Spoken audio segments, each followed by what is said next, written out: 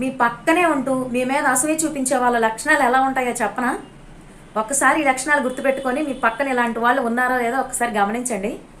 మీరు ఏదైనా సాధించారు, సక్సెస్ అయ్యారు, ఏదో విషయంలో మీరు అనుకున్నది సాధించారు. అప్పుడు అందరూ ఏం చేస్తారు? చప్పట్లు కొట్టి మిమ్మల్ని అప్రిషియేట్ చేస్తూ, ఎంజాయ్ చేస్తూ, పార్టీ చేసుకుంటూ సరదాగా ఉంటారు. అయితే మీ మీద అసూయ ఉన్న వాళ్ళు ఏం చేస్తారో తెలుసా?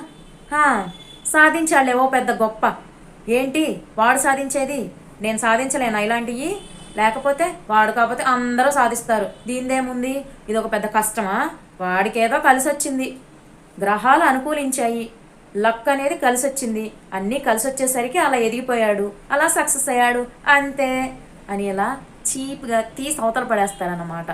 మీరు సాధించిన దాన్ని చిన్న చూపు చూస్తారు, అదొక చిన్న విషయంగా మాట్లాడుతూ ఉంటారు, అందులో ఏమీ లేదన్నట్టు మాట్లాడుతూ ఉంటారు. ఇలా ఉంటారు అసూయపడేవాళ్ళు. మరి నిజంగా నువ్వు కూడా చేసేటట్టయితే, అది అందరూ చేసేదైతే మరి నువ్వెందుకు చేయలేదు అని మీరు ప్రశ్నించండి ఒకసారి. దానికి ఆన్సర్ ఉండదు.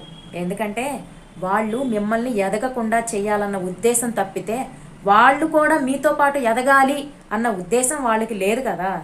ఎప్పుడైనా సరే అలాంటి వాళ్ళు ఏం చేస్తారంటే మిమ్మల్ని ఎదగకుండా తొక్కేయాలని చూస్తూ ఉంటారు. అలా అని వాళ్ళేదో ఎదిగిపోదామని అస్సలు ఉండదు. వాళ్ళకి అలాంటి ఆలోచనే ఉంటే వాళ్ళ ఆలోచన మీద పడి మీ ఆలోచనని చెడగొట్టాలని మాత్రం అనుకోరు కదా. వాళ్ళ గోల్ వాళ్ళకు ఉన్నప్పుడు నీ గోల్ని చెడగొట్టాలని ఎందుకు అనుకుంటారు? ఏ పని పాట లేని వాళ్ళు మాత్రమే ఇలా అసూయలని అవని ఇవని మాట్లాడుతూ నీ పక్కనే ఉంటూ నీకు వెన్నుపోటు పొడుస్తూ ఉంటారు.